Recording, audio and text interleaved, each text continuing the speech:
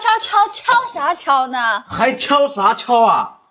知道我是谁吗？谁呀？谁呀？上个月32号给你修碗的那个师傅，谁呀？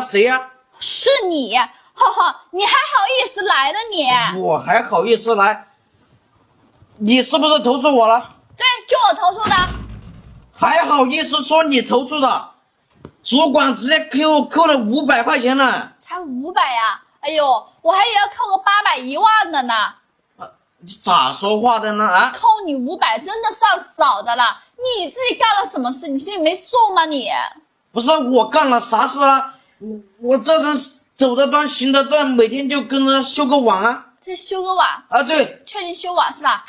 得了，前2天叫你来修碗，哎，你说要给我更改个套餐，行，我从188更到388一个月，好，没毛病，是不是你？是不是你说的？对。结果你说那路由，我说那碗说不行，你说路由器再换一个，我从3转换到了5转，你去看看啊，好了2天，现在好了啊，1个月过去，我那个碗呢又开始转圈圈了，我又开始卡了，我刷视频都刷不了，你还好意思说的你？那你要怎么样才能跟我测试嘛？要不我再给你修一下嘛？还修？你修了2次了都没建好，你还修呢？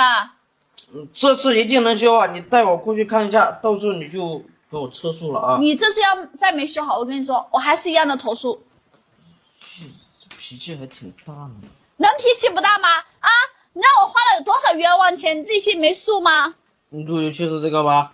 就这个，你上次不来过吗？我给你看一下啊。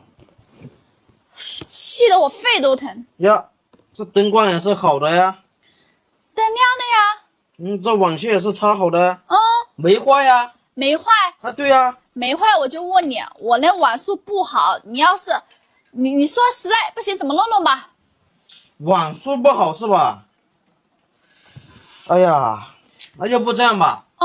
我打个电话给我经理，我问问是什么个情况呗。哎，你问吧。行。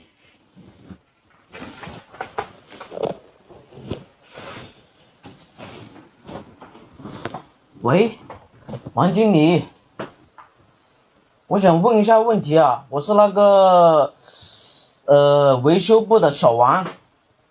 对，那个18栋张开凤家你知道吧？他家这个网出现问题了，你给他查询一下。啊？他这个网需要升级套餐是吧？哎呀，那这样行吧？行，升级328是吧？好。